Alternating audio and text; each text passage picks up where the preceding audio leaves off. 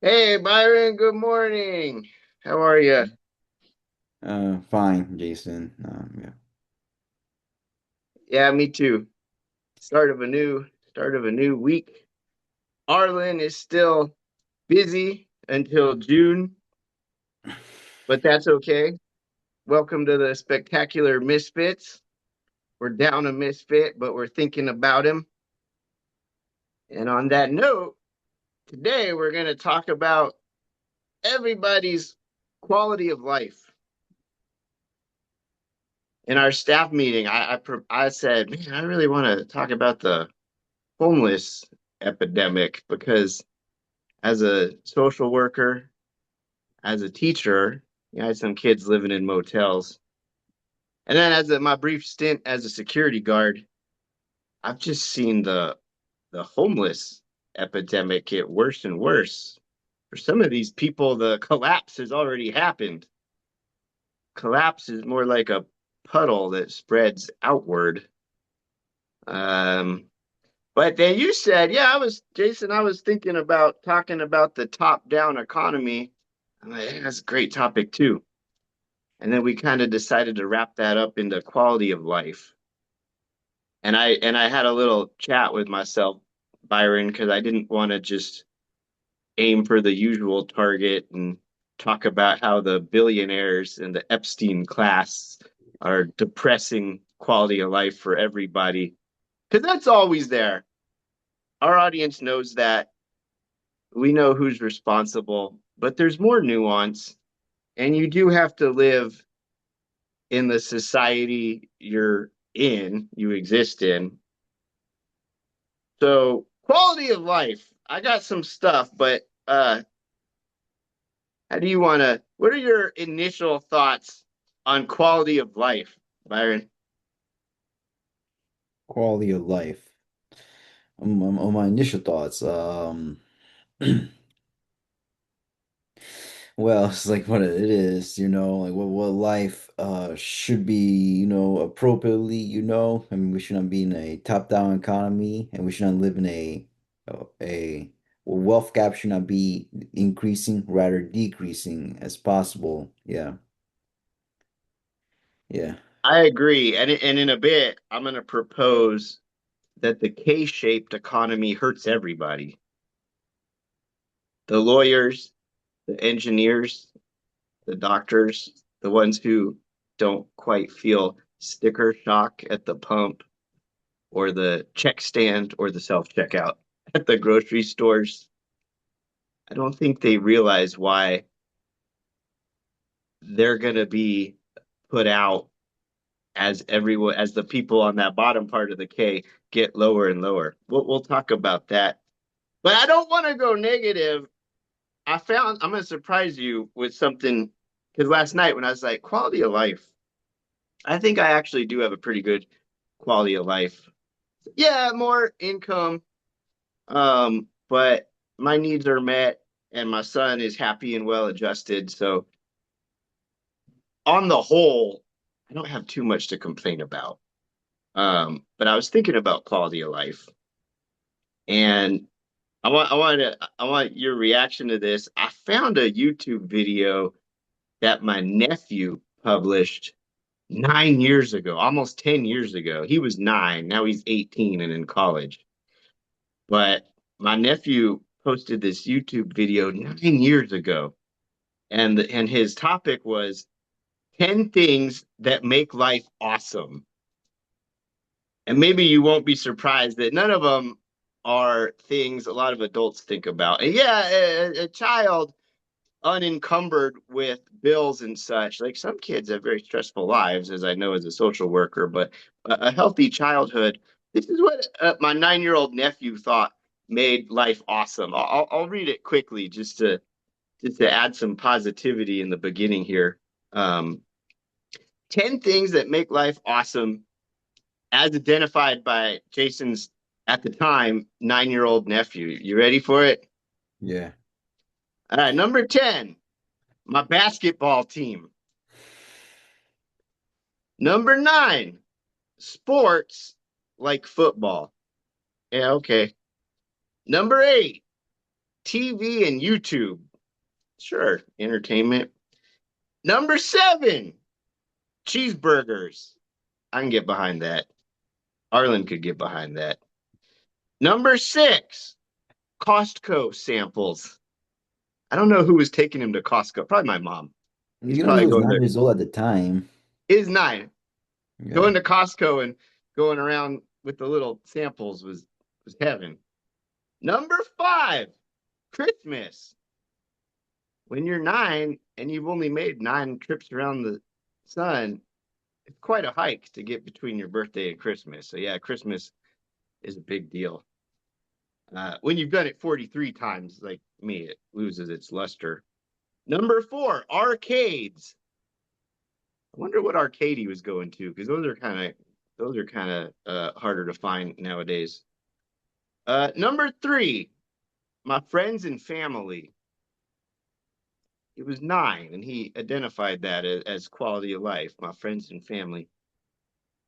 Number two, basketball shoes. All right, kind of see what personality he had. And then number one, cards like football cards and Pokemon cards. That's what a 9 year old thought made life awesome. And I was looking at that, and nothing on that list is really priced out of anybody. Like, well, yeah, Pokemon cards, maybe if you want the good ones, but there's nothing on his list that requires an obscene amount of wealth. So something happens when people get bigger. I don't know. They're keeping up with the Joneses where they start lifestyle creep. They start wanting more and more. And I think it brings down quality of life when you get away from some of these things that are truly enjoyable that don't even cost that much. I don't know. What do you think, Byron? Well, look, this is not well. This is seem very apolitical. I mean, this is a 9 years old. You know, well, what considered to be a comfort for individual life. You know, I mean, I mean, this 9 year old nephew had at the time. Well, he's now 18. You know, this is well, acting like just a regular person. Yeah. Yeah, and he wanted for the longest time he wanted to be a sports journalist. And my son stayed in the dinosaur phase way longer than other kids. Everybody goes through dinosaur phase and some of the trucks and stuff and there's little things they like. But my son stayed in the dinosaur phase so long, I really thought he was going to be a paleontologist. And my dad even promised him, when I retire, grandson, we'll go to Utah for a dinosaur dig. Like it was a big thing that my son like really wanted to do something with dinosaurs. But now he's saying, I'm going to be an engineer. So both my son and nephew have kind of pivoted from their dreams to do something practical that they think is going to make money. And yeah, that's smart, but as a parent and an uncle, it does kind of make me sad. Does that make sense? Yeah, yeah, yeah. Oh, yeah. This. Why don't you? Yeah, go to Utah. I don't know if this is. I don't know if it's located in Utah or whatever. Remember that Sarupa, like the dinosaur with the long neck? It was like this. It was the same big plastics dinosaur, whatever it was. I think it was like. I think I don't know. I think it's made out of stone, whatever. That was a Pee-wee's Big Adventure and the Wizard. Well, yeah, I Yeah, mean, like the over pop there. culture appearances of like Brachiosaurus, or but when it was Brontosaurus. No, it's not a Brontosaurus. Yeah, I mean, Utah is just a big graveyard of dinosaur bones. But what Yeah. what I glean from quality of life, that yeah, everybody at some point has to make a choice. I gotta find my role in society so I can pay for my life. But to get there, a lot of people have to take a big giant step off of what they'd rather be doing. And that hurts to think about. Like what? So we just have to work our asses off so billionaires can have another. There I go again. It's hard to sidestep the elephant in the room, which is the billionaires. But look, the Starbucks CEO. commutes across the country by jet, right? And then Yeah. his people have to go on strike for fair wages. That's not sustainable. The people working in Starbucks need to have a good quality of life. Well, maybe they shouldn't have been baristas. What the fuck? We all drink coffee. We need baristas. Maybe find a CEO that doesn't need to travel from across the fucking country. Yeah. Look, this wealth gap kept increasing since the 1970s in the United States. I mean, since the poverty rate is increasing while the wealth rate is increasing, while the middle class is declining, it seems like more and more people, like especially the lower to middle class, we economically suffering. We see the sign, all this wealthy people living a luxurious life, all this privileged and luxurious life they're living on. As they get richer and richer.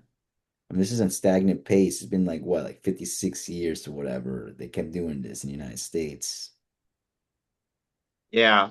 And I refuse to believe, they say, well, the for the baby boomers coming down from the greatest generation, it was just a perfect storm of industrialization follow winning World War II, and now we're returning to the status quo where a very few minority where wealth is concentrated in the hands of a very few, and everybody else just has to deal with it and eke out a living, and the middle class was an anomaly. Like, no.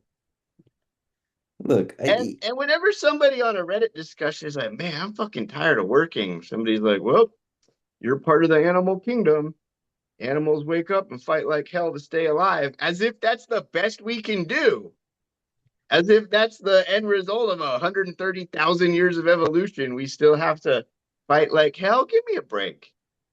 I mean, We need look, to start moving towards Gene Roddenberry's vision of a post scarcity society. yeah, What you think? look. I mean, you give it a rest or enough is enough. I mean, if the nation is powerful and nation yes, I think it's already been powerful. It's enough. You gotta give it a rest on that. Since we're like a more stagnant modernization in the United States, yeah. Yeah, like more stagnant moderation in the United States. Yeah. Look, I mean, nobody can deny, they want their own nations to become powerful, like both economically and militarily. But I mean, if we kept doing all this, from economic growth or economic development, economic modernization, land reforms, industrialization, and urbanization, we kept doing this, like you mismanage it, the wealth gap is going to keep increasing. This is considered to be top-down economy. I think it's time to the government just got to help the workers and the ordinary citizens. Oh yeah, I also forgot about rural impoverishment. You got to help them too, the rural citizens there and the farmers. Yeah, I couldn't agree more. And we need to bring in our friends who are the sympathetic engineers, lawyers, doctors, because I know some of these folks. yeah, the And they proletariat. say something that gets on my nerves. It just grates on me because they say this all the time in some form or another. They say, yeah, I vote for Democrats. And remember, we're not necessarily fans of Democrats, we're progressive, but they say, I vote for Just the progressive progressives. wing of the party, the Democrat Party. Just that we're only a fan of that. Right. Yeah, But the upper middle class who are comfy, right? They're on that in the K-shaped economy. We're all here. You know, teachers and social workers should be middle class, and engineers, lawyers, and doctors should be upper class. But in our top-down economy now, this is poverty, and then this is middle class. But they say I'm socially liberal, but fiscally conservative. a liberal conservative.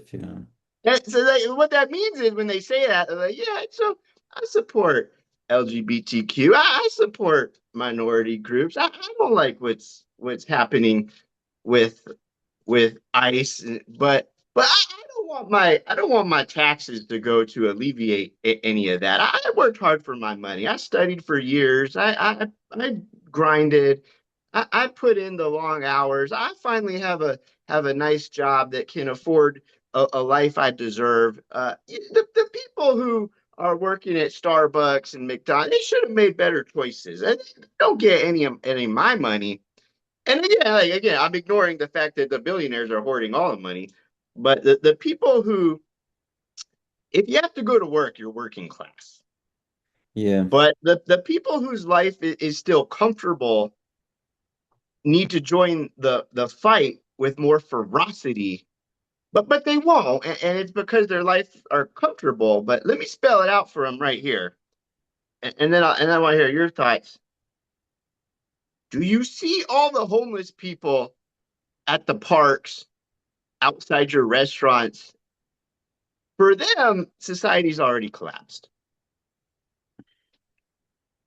When the person who works at McDonald's can no longer afford an apartment, when the people who clean your hotel rooms, maintain your airplanes, um, serve your food, when their wages can no longer pay for an existence, you're going to start feeling it. You're going to feel it first in just bad customer service.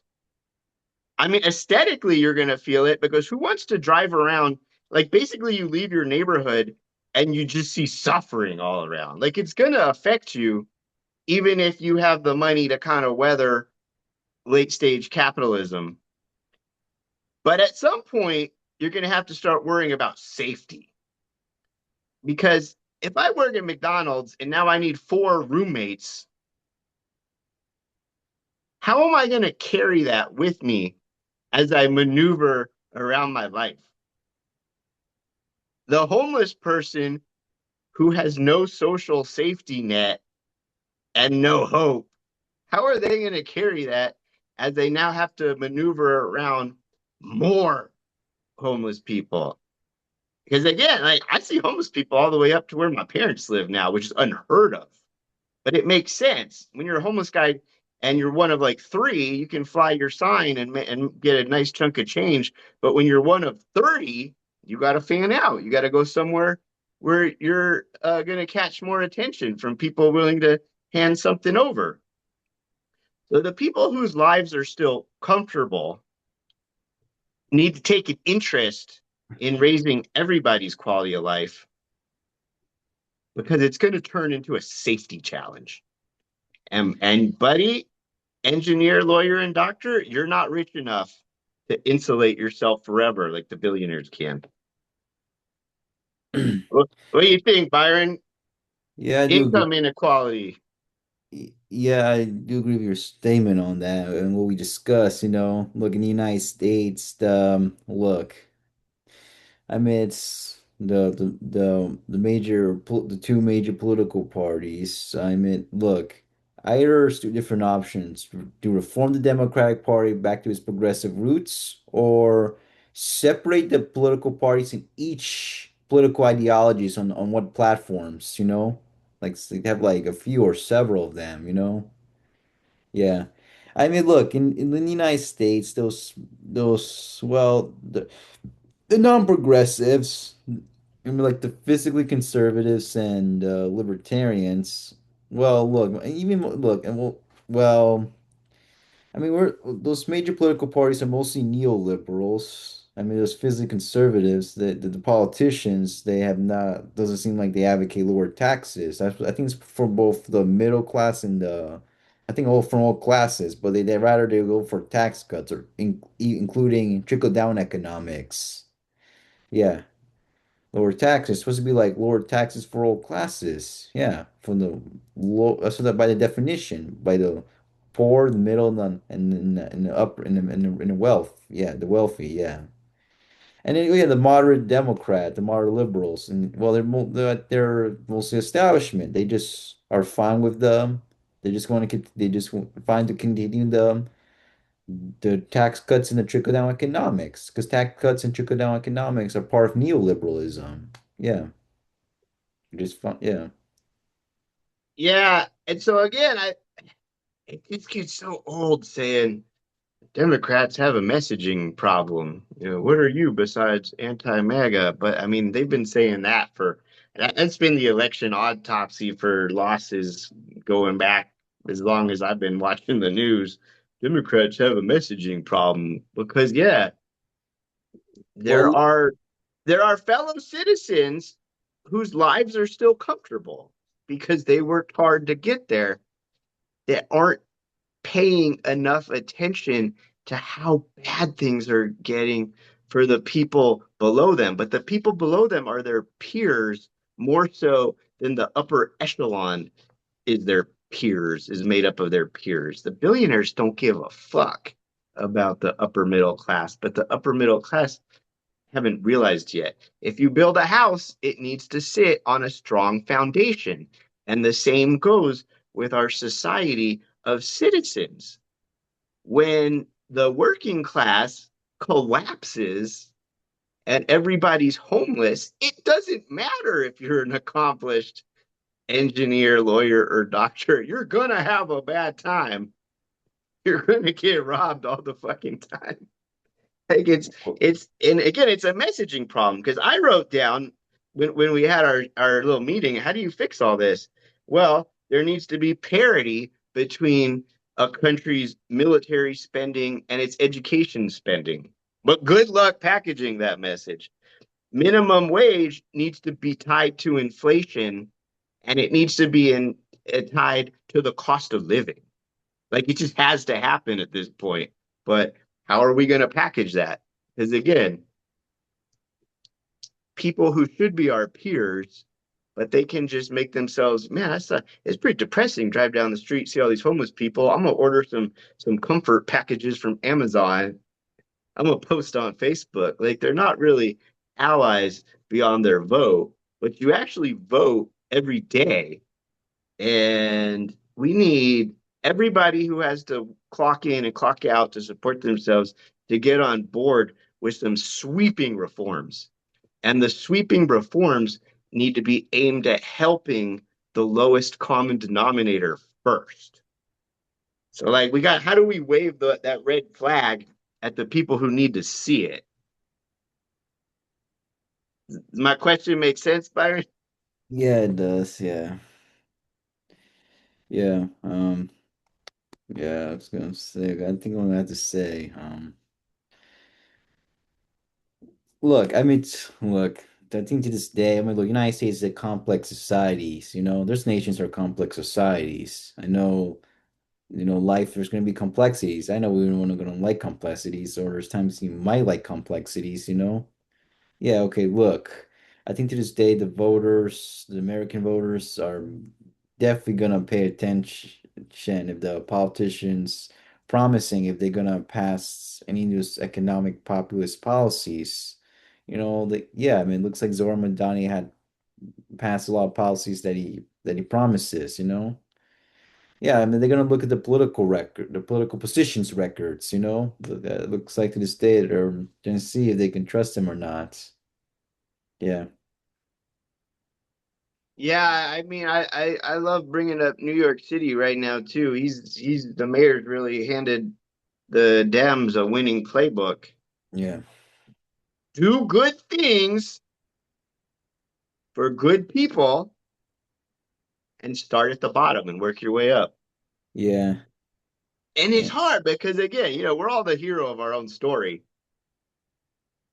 So if I can telegraph my consciousness into somebody who went to school for 16 years and now they're a successful doctor and they want to enjoy the fruits of their labor, like what's all this what's all this helping poor people about? Yeah. Like the Well, you're actually helping yourself by helping the poor people yeah. because you don't want to live in a society with no foundation because now you're vulnerable to falling in the sinkhole too. The American political establishment, it's about the New York City, any major cities, like anything that's metropolitan or cosmopolitan cities, like this American establishment from the corporate news media or something like that. They say They need these major cities. Cosmopolitan metropolis. No, they don't need socialism. It's a capital of war. New York City is a capital of war. A capital of the war of the world, a city.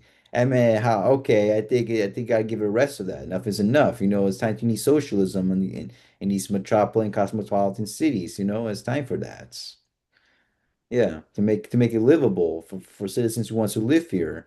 You know, they don't want to just move away or whatever, or include. I mean, yeah, I mean, it's sort of similar to the role of citizens. If they suffer from rural impoverishment, they will move to urban areas, and then they're gonna end up become slums. You know, they want to stay in the rural area where they live in. You know, including the farm. Well, yeah, the farmers or whatever. They want to live in the rural area. You know, they don't want to come slums and or go to travel, go to move to urban areas. You know, they want to stay the place they like to stay in. You know. Yeah, and again, as a social worker and going into people's houses, you would not believe how people live. I just kind of argue with my boss at Catholic Social Service. He was Jewish. It was a Yeah, our technical boss was the archdiocese, but it was just a nice place to work. But I'd argue with him because I'd be doing adoption home studies. I'm like, can't, I can't recommend this home to the judge. The kids sleep on mattresses on the floor. And he's like, well, Jason, families have different standards. And they really do. Like, no, I think nobody would choose to live in a slum. Some people have been raised in poverty and now live in poverty, and they might not even know they live in a slum. And when I think about our fellow citizens who say, I'm socially liberal, but fiscally conservative, like you're basically saying, I accept that in our capitalist society, currency, income, money is people's access to society. But I'm just gonna keep all my money. They can figure it out like I figured it out. Like, well, no, they can't. And I want to get to a place where people think of their country kind of like their house, because you take care of your house. It's yours. You live there. You take care of it. You want it to look nice. You want it to function. You want it to be able to take care of you and protect you. But like that really should be our thought about our whole country. Like it's a privilege to live in this country. Yeah. And living here brings responsibility. You should take care of your neighbors. And the thing that some of my rich peers don't understand is taking care of your neighbors won't actually hurt your bottom line. Like your taxes are set as what they are. So, like, oh, I'm going to vote for tax cuts. Well, that's fine. But look at where the billions of dollars are already going, like the military, uh, contracts to the private sector, and assholes. I don't even want to say his name. The dickhead who bought Twitter and explodes rockets and puts so much useless space junk up there that we're going to be landlocked to planet Earth after a while. There's so much stuff flying, so much junk flying around space. We're reaching an inflection point where it's unsafe to go up there. Like, like the money to take care of everyone already exists. And if your life is comfortable, you would do well to find out why the money uh, in the general fund isn't going to help the people below you, because it's going to reach a point where that hurts you too. Top down economy doesn't work, even if you feel like you won capitalism and it's working for you. And the K-shaped economy hurts everybody. Yeah, look, I mean, like, you know, the smart, well, the politicians. I already mentioned this, those conservatives, the physically conservative politicians, they don't seem to advocate, lower taxes instead of just tax cuts and trickle down economics. Oh yeah, I mean, I already mentioned the moderate liberals as politicians. They it seems to advocate the same because this is part of neoliberalism.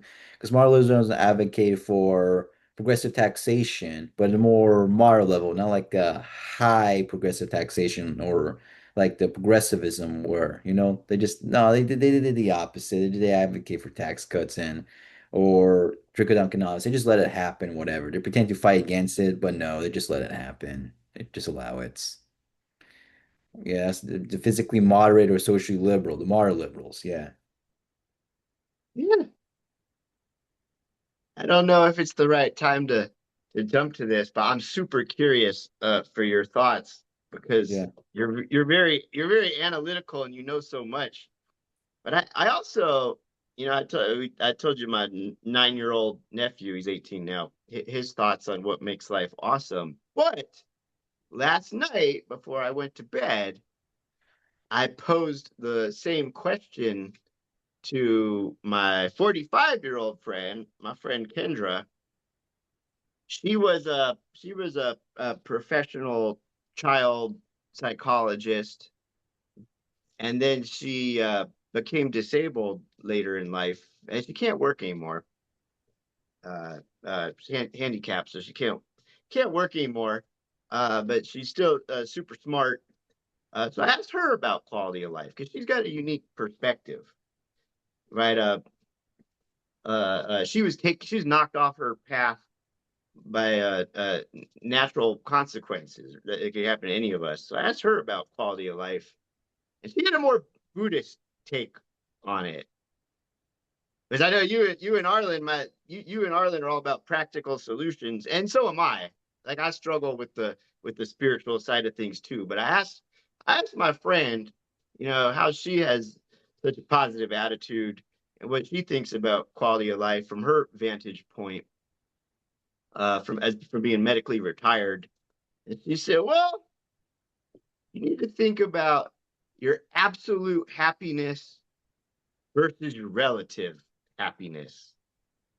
And absolute happiness is achieved through inner transformation.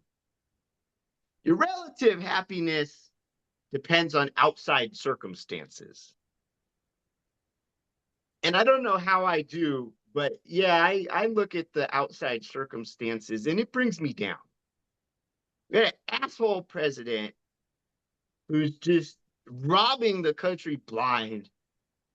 And he's got these mindless supporters that just love it because they think he's hurting the same people they hate.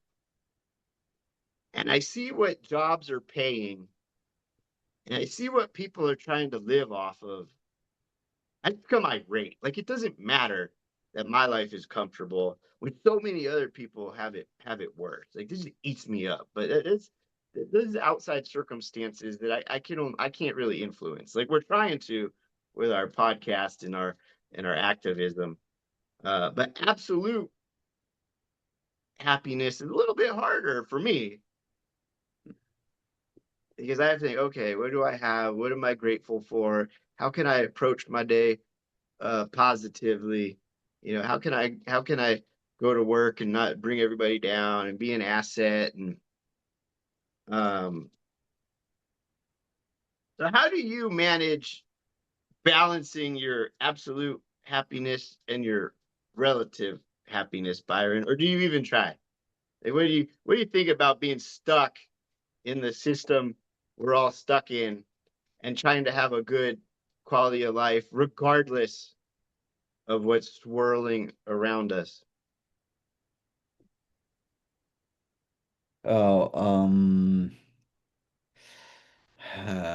that seemed like a hard question for me. I knew it would be, but Arlen would struggle with that too. Because you guys are like, this is the problem, this is the answer. How do we bring them together? Well, Yeah. when you can't bring them together, how do you stay happy anyway? How do you feel like your quality of life is high?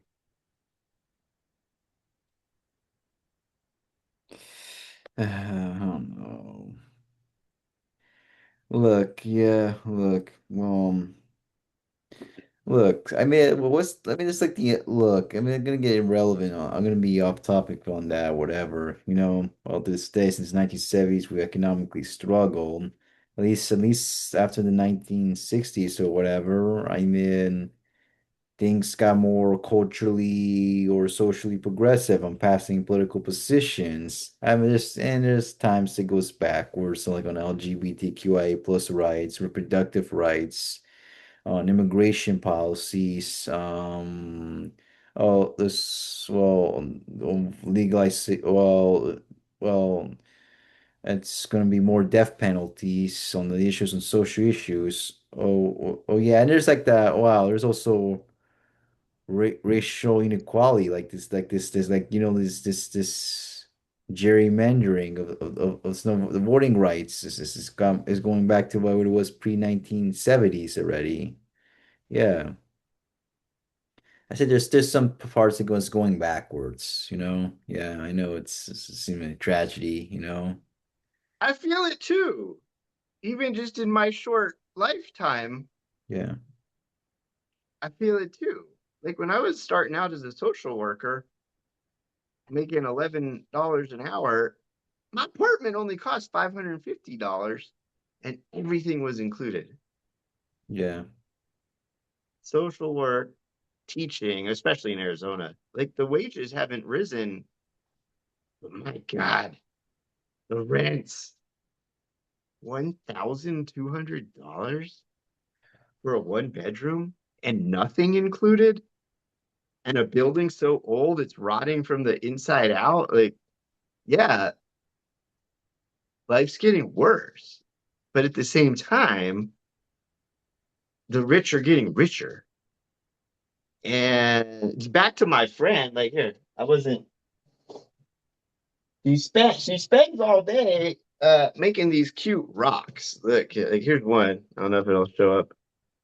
Happy little Yeah. birds. I don't know if you noticed in the 1970s they have a pet rock. I don't know if you know that was a thing at Yeah, the yeah, yeah. I mean, 1970s. this one, her dad's beloved pet passed away unexpectedly. I think most of us have lived through that. So she made this, she made some rocks for the little memorial they had, and she made me some like a Pac-Man series. Um, Looks like but to Mrs. me, Pac-Man. that's that's representative of take what you need and give what you can, Yeah. and you'll feel absolute happiness. Look,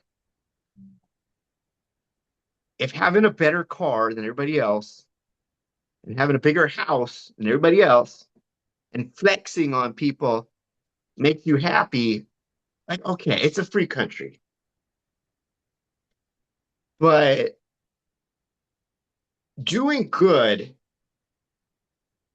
makes you happy once you feel the effects. Yeah. And like, How redeemable the person is. As we human beings that we evolve, we change, if we do the things for the good. right. And look, I'm not religious at all. Yeah, I also not. I'm an atheist. I But mean, yeah, no, I'm atheist too. But I do agree. Look, we're living organisms and survive, procreate. Like these things are hardwired into us. Uh, I don't know if we have souls or not, but we're guilty. Like, and it's not coming from a religious thing. It's just coming from like crabs in a bucket will eat each other. Like we're what are they? Every given enough time, everything evolves into crabs. Like we're guilty, and we've got such a short stint on planet Earth. We need to do something to redeem ourselves, not because we're chasing a paradise in the afterlife, but because we're here now. There were people just like you and me 500 years ago talking about similar things. There'll be, well, who knows? Hopefully, there'll be people 500 years from now talking about similar things. Like, this is the only opportunity we have to do good. yeah. So that's where the people lose me, where I need a I need I'm socially liberal. You gay people are okay, but I'm fiscally conservative. I work hard for my money. I need a new set of golf clubs. The ones I've been carrying around don't drive as far as they used to. I don't know. I shouldn't have attempted a golf analogy, but Yeah. the audacity of how much space and water golf courses take up. And like again, recreation is fine. Like everybody needs recreation. Everybody's free to pursue their hobbies. But the greed among our peers needs to be addressed. And we can't shame people into being more progressive, but climate change. There's things we need to do now that require hard sacrifices. And the sacrifices will be to raise everybody's quality of life, but it has to start at the bottom. And that's where I don't know how this discussion on quality of life again can can can curry investment from the people who really need to start making investments because the billionaires aren't going to invest. Well, I don't Mackenzie Bezos donates a lot. She does a lot of good. But I donated this money to this cause. Like the billionaires do little things to create the appearance of giving back, but they just need to pay taxes. There needs to be, I don't know if it's $500 million or what, but if you've disproportionately benefited from late stage capitalism, everything you make over the maximum amount needs to get poured back into the foundation of society. What Yeah. do you think? Quality of life. How do it's gotta, you want to talk about the top down economy, but how do we talk about the bottom up quality of life? How do we invert the current reality? Yeah, I think I mentioned like populist or progressive politicians, populist politicians, and see if they actually meant what they gonna do, on governing or if they, on their voting records and checking, Yeah, like governing means like if they run as if they're gonna govern as a governor or mayor, or a nation leader, all that. Talk about like that's what I mean say governing. See what they've done in practice, or it's things not governed, like you're represented or whatever like like the U.S. representative or a state representative or U.S. senator or state senator, Yeah, because they don't govern, but like what they're gonna well, something different situation. Yeah, yeah. They had to vote on the policy, something like that. Yeah. Yeah, and there's a group dynamic too. I mean, I don't know if it's confirmation bias. I remember one time I had this teacher. I think it was seventh grade. I don't know why my class as a whole decided to pick on him. Like he wasn't a bad dude. He's kind of awkward. He hadn't found his footing as a good teacher. But I just remember my class would torture him, and I had no social capital to cash in. So I remember one time in particular, the kids were like passing a note around. Like one of them was when he turns around to write on the board, like everybody put your heads down and cover your face. Like why? And then another time, like okay, when he at a certain time, everybody drop your book on the floor. Like why? Uh, I think I went along with the put your head down one, but I didn't go along with the put your book down one. People are like, why didn't you do it? It would have been, you're the only one who didn't do it. Like it's hard to go against the group. Yeah. And well, okay. I have like I think I'm gonna have a last thing to say, whatever. It's been for 40, well, I mean, it's been like nearly 50 minutes or whatever. I don't know. I have Yeah, like I know it's an exciting topic, but yeah, like somebody who like think about the upper part of the K-shaped economy, Yeah. the conversation's happening here. Yeah. Like these folks have their own opinions on what's gone wrong, but we need some of them to, amongst peers, start saying, well, we need to look at New York City and what's going right. We need some of the people up here to start advocating for the things that'll lift everybody up, but that means they have to go against their group. So what's the message of hope, Byron? Look, people care about policies the most, you know? If they're gonna pass it in reality, you know, that's what they care about the most. Policies. You know, if there's messaging on policy, if they promise it, if you're gonna do this, is if you're gonna say what you meant, do this in reality. Yeah, you know, that's what people care about the most to this day. You know, in the United States. You know, yeah. It is a it is a policy issue. Yeah.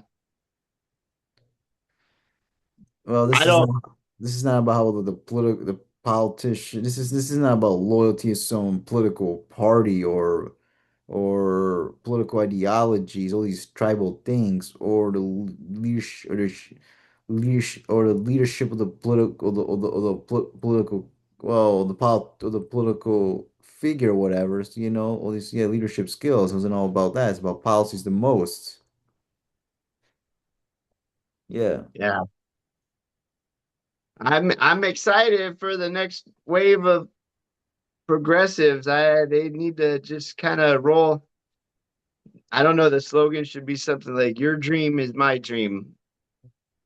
It's so comforting when somebody's like, I got you, and can take a little bit of your pain away. Yeah. But we need to all do that for each other. Yeah, you know, like well, yeah. Well, look, whatever policies that people agree on, whatever. Let's just say a progressive and a right-wing populist policy. If one of them, or if let's say a right-wing populist is going to introduce a, or if they're going to say, you know, if they actually agree on any I can policies that benefit workers and ordinary citizens or whatever, or if they are anti-war or whatever, or our money, our taxpayer money should not go on any military industrial complex, whatever, you know, yeah, all that. Yeah. Whatever the High policies that we individuals agree on, you know, besides all these left or right political spectrum, whatever, you know, yeah, or You're center, talking about common ground. Yeah. yeah, High military spending to education spending and tie minimum wage to the cost of living. yeah, they find common grounds if they agree on to unite in passing policies, you know, yeah.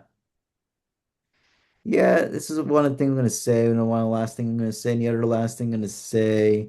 Look, if it's people for me as a progressive, the person, well, the best, you know, I can get along with other progressives, you know. It's like I can be tribal on that. I mean, I only could be friends with people that were, you know, well, if they were at least socially progressive or culturally progressive, like a moderate liberal, conservative. Libertarian are almost culturally progressive because they're for gun rights, you know? Yeah, you know? Yeah. I mean, I mean, they're almost socially progressives and, well, they're like, way less government involvement, you know, all that. Yeah, I mean they are also anti-war too. They're also that too. Libertarians. Yeah. I just don't. To me, I don't cannot spend time in a friendship with someone who are like socially, culturally moderate or even conservative. You know, I just don't feel like doing that. I mean, this is not like this is not like Ruth Bader Ginsburg or Anthony Scalia, who are one of them is like I believe is a progressive or a liberal, whatever. The other one was a very conservative man that was in the politics, American politics, or because before the pre 1960s, Hollywood was very conservative at the time, promoting these traditional values. The 1960s, this is when Hollywood was become a liberal thing, a liberal society. Yeah, that was until the 1960s. Yes.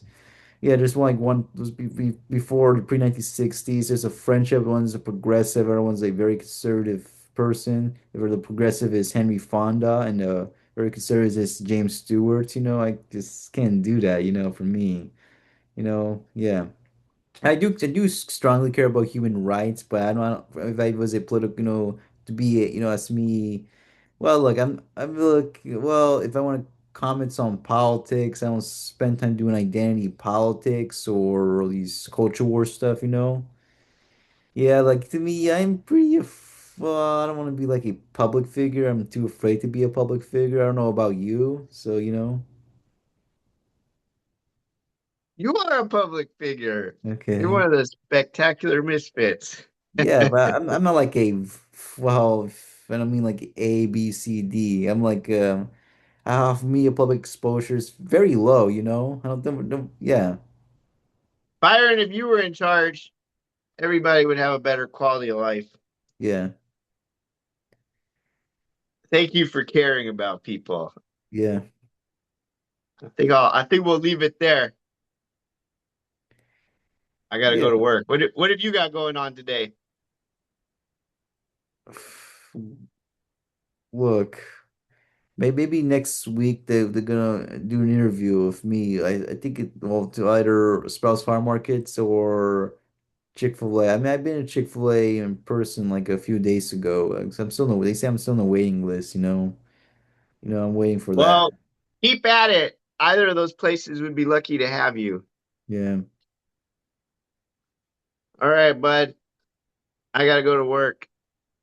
Okay. I'll see you online. I mean, yeah, I did mention times. Well, so one more thing to say. I mean, there's times we had to do apolitical activities. Apolitical, like non-political activities. I mean, I could do apolitical activities from progressives, liberals, liberal conservatives, and even libertarians. But I cannot do apolitical, activities to hang out, on friendship with someone or that were like socially moderate or socially conservative. No, I feel ya. Yeah. I could definitely be friends with George Bush supporters when I was an Al Gore supporter, but I cannot be friends with Trump supporters. Um, there's one tribe, the human tribe, You could be friend. but Well, look, I care about human rights a lot. Like, oh yeah, I care about that a lot, and progressive socialists a lot too. Yeah, I care but about that. I will say this. I do want the Trump supporters to have a good quality of life. Yeah, And I respected that about Joe Biden. He let us down in so many ways. We can't get into it right now because we got to end our hour, but he did try to take care of everybody based on need. yeah, yeah. I And want that's this. how it's got to be. I want the Central supporters to be. I don't want them economically suffering, whatever. The Trump supporters in my neighborhood, their yard became a geyser. And my dad Yeah, and I were gonna walk the dog. And I was like, I gotta go fix their yard. I'm like, fuck them. They're Trump supporters. He's like, no, Jason. He's like, they're disabled. They can't fix it themselves.